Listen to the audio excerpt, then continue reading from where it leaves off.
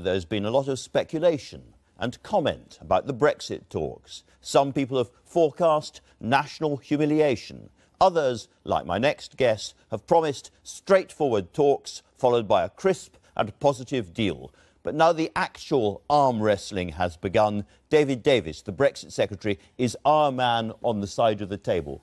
I feel I should exercise. And Mr. Davis, right at the beginning of this process, back at the time of the referendum, you told people this would be a straightforward, you suggested it would be almost a breeze, these negotiations. Is there a danger that people watching now are going to feel they were misled? No, I never said it was a breeze. And in fact, if you read the articles as well as the speeches I made, I said it'll be turbulent, there'll be difficulties, but at the end of the operation, there is a point of common interest to both sides, where we gain by being able to exploit global markets, where they gain by having a friendly and comfortable ally, not an irritating member of the club. Now, you invited me to read your speeches, which I'm now able to do. Oh, go on in.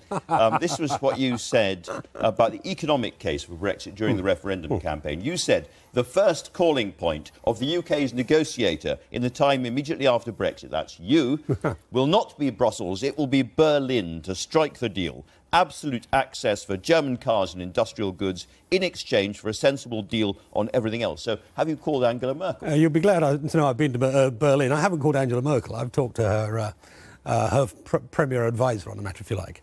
But, you know, we're not going to get, I mean, if you want to talk about Germany, we're not going to get the response from Germany, I don't think, until their election's over.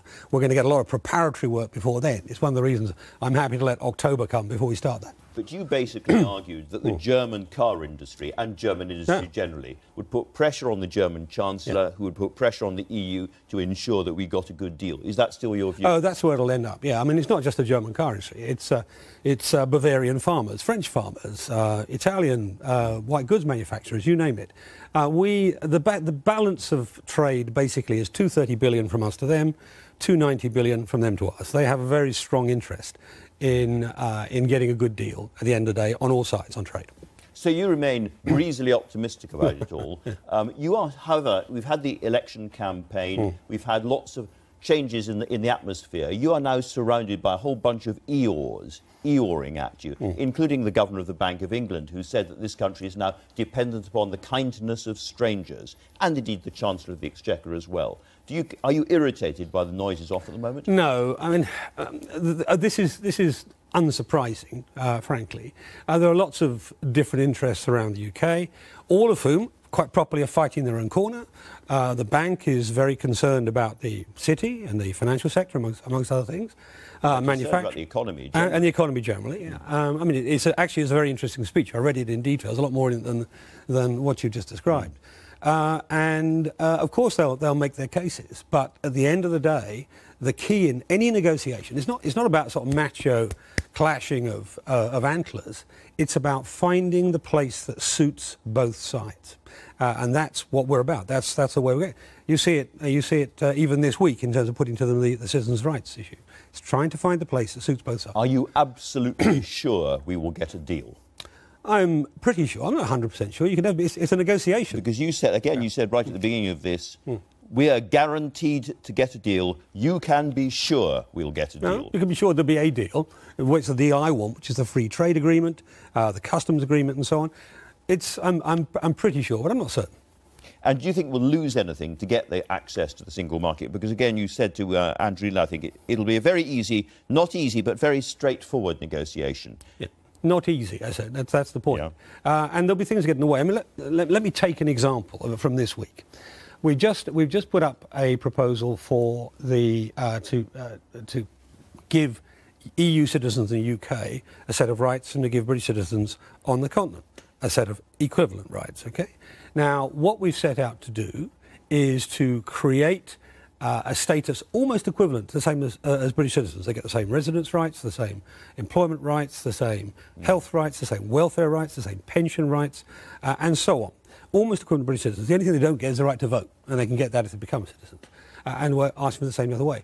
The argument now is going to be more about whether the European Court of Justice has a say. Well, and that's where the fight comes in. That's where the argument comes in. That's one of the places the argument comes in. The reason it didn't go down terribly well on the continent was they felt they got a headline and not a lot of the detail they needed to know. For instance, can you tell us anything about the cut-off date? I mean, if there are people watching this programme from the continent, which they can do these days, and they'll be maybe thinking, but I'm due to go and start my business in Wolverhampton next March or next April. Will I be relevant? Well, with respect, Andrew, that's not right. I mean, that's what the headlines may have said. But if you look at what the Austrian minister said, or what the Polish minister, perhaps the most important in this context, the Lithuanian, the Italian... the cut-off date is? Well, we've said to them explicitly, it will not be any earlier than the triggering of Article 50, because we think that's fair. I mean, you could have said June 23rd last year when the referendum decision was taken, but there was a lot of people who didn't think we'd carry through with it. So we take the Article 50 as the minimum, and the maximum is the last day. And we will discuss with them what we think is the fairest and best way. And we have said explicitly, this is something we want to talk over with you. Not that we haven't got a view, but that we want to talk that over with you. There are other areas as well, quite small ones, but other areas as well where there are differences. But the main thrust of this is this actually gives an undertaking to all 3 million people in this country today they will have rights, effectively British citizenship rights, or the same rights as British. And the reason we cast it that way is because we were hitting a lot of stories coming back, particularly from Central Europe, where people were saying, we're going to be made second-class citizens. No, that was the point, absolutely the point. But people are still watching and wondering, will it apply to me, given how long I've been here? They want to know whether they'll be able to bring their relatives here and so forth. When are you going to give them more detail? Well, all that's going to be published, there's about, I think it's a 15-page paper, something like that, being published tomorrow in front of Parliament. On Tuesday, I'm going to be writing articles in pretty much every city of the Union, not Dublin, because they're under a different. Can you say any more about it just now? Well, in terms of what we're talking about, the whole range of things, there are things we keep under our control, things we don't. The things under our control, for example, we're talking about continuing indexation of pensions to people who are in the EU. There was a concern about that. We thought that was important to do. And we can do that unilaterally. Other things, access to health? Well, other things, I mean, we're looking to see if we can get a continuation of the EHIC scheme as it now exists. And if, of course, if we can't get one, then we would provide one unilaterally anyway. But that's what we're looking to. We're trying to ensure that every individual citizen gets their current position, as it were, locked in place for them, so that they can be, so the anxiety can go. This is the real issue. It's about people's anxiety. It's not about the prospect of deporting people. It's about the anxiety that they can't stay. That's the real issue. Will anybody be deported? I don't think so, unless they've committed a crime or some sort of security problem. I don't expect that. It'll go back to the normal relationship. On the EU giving our people the same results. So if there isn't a deal on that, then presumably all of this is up for grabs. One of the things I generally refuse to do is go down hypothetical routes, because that sort of gives away too much. But the simple truth is this is the option which we think can be resolved moderately quickly. Now, you mentioned the court issue, because Mr Barnier has said very clearly he thinks the European Court of Justice must have jurisdiction over this. Theresa May has said equally clearly, no way. That's right. There is a possible third way, I guess, which is we take some of their judges and some of our judges from the Supreme Court and put them onto some new court which has jurisdiction over both sides. There are two parts to this issue. One is giving the people here confidence that the system will stay, that we won't just flip it over in another 5 or 10 years. We'll have British courts imposing the law from a British Act of Parliament underpinned by an international treaty. They say that's not enough. Well, and I say there are two arguments, depends who you talk to. When you look to the Council, this gets terribly technical, so I'll try and make it as simple as possible. When you get the Council handed down its negotiating guidelines, the European Commission then interpreted it. The Council's guidelines didn't mention the court. The Commission's did. So there's a little bit of ideology in this as well. Right. Now, there may well be, I mean, when we're doing all these deals on trade and other areas, there will be arbitration arrangements. There won't be the ECJ. There'll be a mutually agreed chairman and somebody nominated from both sides is the normal way. But there may be other ways too. And it may well be we have an arbitration arrangement over this, but it's not going to be European Court of Justice. All right. Michel Barnier is somebody that you tangled with way back. As a trade, dealt with. Yeah. What's he like, and how are you getting on? Well, he's very French, very logical. What does very French mean? Slightly grand? Slightly grand? Oh, he's very grand. He's very. I mean, he's a man of the. He comes from the mountains. Comes from Savoie. He's very elegant. And not in a mood to compromise, he says. Oh, well, let's see. I mean, the issue is he wants a deal as much as we want a deal, I think. I mean, when he was the commissioner in charge of finance, the financial services, at first we thought he was terribly stiff and unmoving and so on. He eventually struck a perfectly reasonable deal. And I think we'll see the same here. It'll be stiff. It'll be small movements incrementally, and you won't. They'll be so small they'll be invisible sometimes, but they will matter and they'll happen. He won round one, didn't he? You'd said there wouldn't be parallel negotiations over things like money and the European citizens' rights and the Irish border. Everything had to be done in parallel. And they said no, and they won, and you folded. I think not. If we were on here 6 months ago, the Commission's position was we will do the divorce arrangements for a couple of years, and at the end of that, you'll go into a transition arrangement, and then you do the negotiation then. Now, the Commission is looking to recommend parallel negotiations from October. That's what it's looking to do. I want to get the citizens thing through now. That's important. That's more important than having a row now.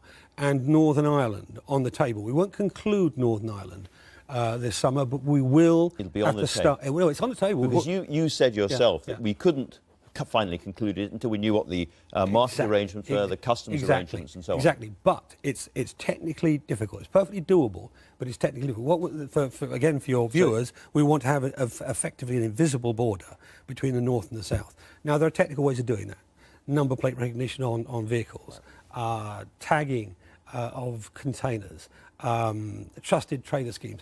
Quite a lot of very technical stuff, which we have to start on it now, so when we get to the end, we'll be in a position to actually implement it. So no row of the summer, as we were being promised. Not at the moment. Not at the moment. OK, let's turn to the transitional arrangements, which are very, very important. The Chancellor of the Exchequer, Philip Hammond, your new mate, was sitting in that chair last week, and he suggested that they had to be quite long, that business was really worried about a cliff edge, and therefore years and years of transitional arrangements were needed. Is that your view as well? Yes. I mean, he and I... Yes. Yes, basically. He and I have discussed this literally weekly since before Christmas.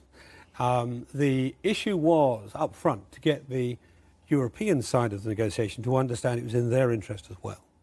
And quite a lot of the non-negotiation that's been going on before now has been about that, about talking to them about what the impact for financial stability in Europe would be if we went suddenly from one regime to another, what the impact for customs would be if we went from one regime to another like that. And now business is dead scared about this. Of course, and we understand that well. I mean, that was one of the first things raised with us last August onwards, really. And we've discussed this with them, and we think that there will be a transition period, not that long. I mean, I think he said to you, actually, on your interview last week, there had to be over by the election. 3 or 4 years. He said over by the election, actually, somewhere, anyway. I think 1 to 2 years is more likely. It will vary. And during that period, we would still come under the jurisdiction of the ECJ. We'd still have to accept their rules, pay in, and all that. We haven't said any of that. What we're saying is that let's start talking about how it will work. And exactly what it is. This is something incredibly practical. It's not an ideological thing. It's a practical and pragmatic thing. What will work best? What will deliver the outcome which suits both sides? I go back to what I said right at the beginning. We're looking for an outcome that helps both sides. Holland, for example, the Netherlands, huge amount of trade through Rotterdam. Right? They are very nervous, reasonably, as is Belgium. That they would get a shock effect if we didn't do something to stage things. So it's practical things like that we've got to get right. Would no deal be better than a bad deal? Well, as he said to you last week, I mean, he said it'd be very bad. But he also said, and he was right, because he and I discussed this too, that this started with suggestions that there'll be a punishment deal, that we would have to do worse outside. We don't believe we'll do worse. I believe we'll, in court, it'll take a couple of years, we'll do significantly better with the global markets. But we cannot have a circumstance where the other side says they're going to punish you. So if that happens, then there's a walk away, and we have to plan for that. But he said it would be very bad. Let's finish the analysis. Half my job is the invisible job, half, of actually planning for all outcomes, good to bad. the whole range. And what we're doing at the moment is working that up. It'll take time. This is not the sort of thing you make up or write in a comment piece over a weekend. It is something you actually have to work out in great detail, and that's what we're doing right now. I come back one more time. The Chancellor himself said it would be very, very bad to have no deal. It would be better than a punishment deal. That's as far as very, very bad. So it's two terrible outcomes. I'm being very clear about this. It's in my job. I don't think out loud. And I don't make guesses. Yeah? Those two things. I try to make decisions. You make those based on the data. That data is being gathered. We've got 50, nearly 60 sectoral analyses already done. We've got planning work going on the customs. We've got planning work going on 22 other issues which are critical, 127 all told. All of them have got to be grounded before we come to a conclusion what it looks like. You've talked a lot about Philip Hammond. You have, actually, but I'm not answering. You've said that you've been talking to him weekly and you're clearly close to him and all the rest of it. Yeah.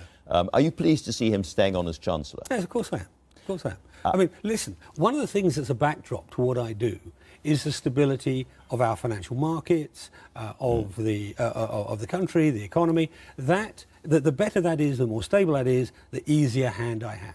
Right. Now, I could now come on cleverly to the leadership speculation and you could block it and we could have a completely pointless conversation. It's all nonsense, I think. So let me ask you something slightly different.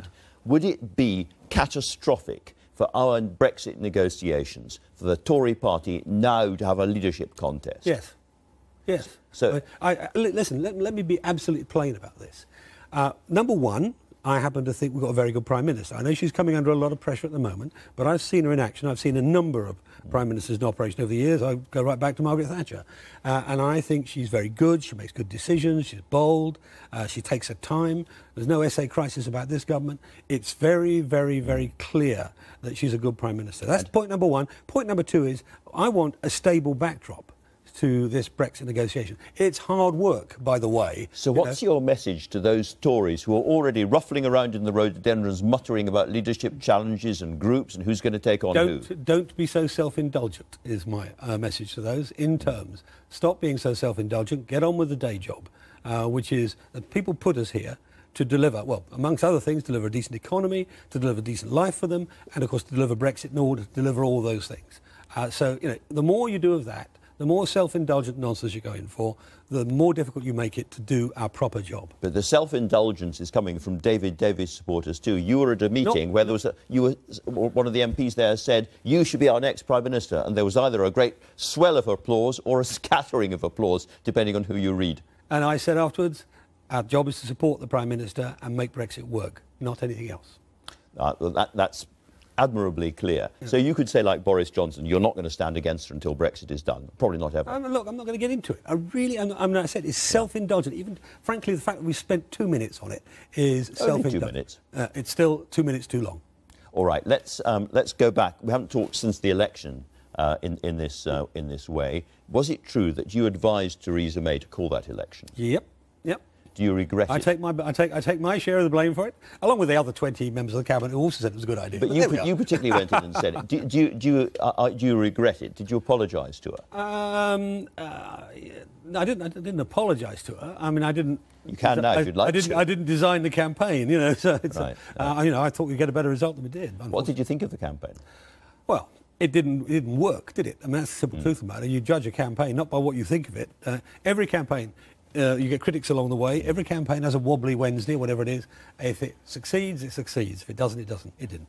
And this really matters to you, because you said during the campaign that if we come back with a great big majority, that strengthens my hand in the Brexit negotiations. The fact that you actually went backwards presumably has given you a weaker hand in the Brexit negotiations. Well, it's given us a different hand. I would have liked to have had a 100 majority for other reasons, frankly, but it gives us a different hand. It's very interesting. During the campaign itself, Brussels was briefing, if there's a big majority, it means she can make more concessions. So I'm afraid what I said back to them when I last saw them was, actually, it's a very small or blank majority, so it's going to be a very narrow window we're going to aim for. You can deal with everything you're given, every hand you're given. But you look at the numbers in the House of Commons now and where MPs stand on Brexit, and you are much more vulnerable to assaults from the House of Commons on your negotiating position. I'll give you an example. Yeah. What happens if you bring the Great Repeal Bill onto the floor of the House of Commons and you lose on those votes? Well, I think it'd be very improbable we do. I mean, you asked... But that's the end of the government, isn't it? You asked Keir Starmer last week, what is it you disagree with in the Great Repeal Bill, and he couldn't give you an answer. I mean, you asked him 2 or 3 times, I think, and he couldn't give you an answer. But he did reserve the right to oppose it. Yeah, of course he does. I mean, look, Labour opposed the Maastricht Bill, even though they agreed with every word of it. So, we might get cynical opposition. If we get cynical opposition from the Labour Party, I think that the public will draw a conclusion. And this little wave of euphoria we're seeing now around Mr Corbyn may suddenly evaporate. The point about the Great Repeal Bill, just so your viewers know, is it takes European law and puts it into British law, so there's no black hole when we come out the other end. And that is very, very important. If somebody disrupts that, they're taking on themselves the responsibility for making the British statute book, the British law, unworkable when we leave the European Union. They really want to do that? I don't think so. What about austerity? Because that's been a big issue. You're a working class boy originally. You understand why people are so fed up with the years and years and years of cuts and so forth. Again, you could face revolts on the floor of the House of Commons. Well, I mean, to be fair to Philip, to be fair to the Chancellor, he actually eased it slightly. In his first budget, he eased the trajectory. And it's going to be eased more, isn't it? And I don't know. You should have asked him that, not me. But I did. And he said more or less yes. Well, all right, then I'll go with the Chancellor's answer. But the simple truth is, when we came in, we had a deficit of 151.7 billion. It's now down to 51.7 billion. Every pound of that is taxes imposed on our children. That's the thing to remember. Every pound is taxes imposed on our children. But there may be tens of billions of pounds for leaving the EU as well to be paid. Oh, I don't know about that. Let's tens of billions seems a fair assessment of what they're saying. Let's see where we get to on that. I mean, the negotiation hasn't started on that, and it won't finish for quite a long time. You won't know the answer to that for a year or two. So I wouldn't get too bogged down in that. But the simple truth here is we've got to deliver a strong country, jobs, which we are delivering, incomes, protection for one very important, very final question. Has this interview been patriotic enough for you? Well, I prefer forensic to patriotic. It's certainly always that, Andrew. Thank you very much indeed, David Davis. That's all we've got time for. Thanks to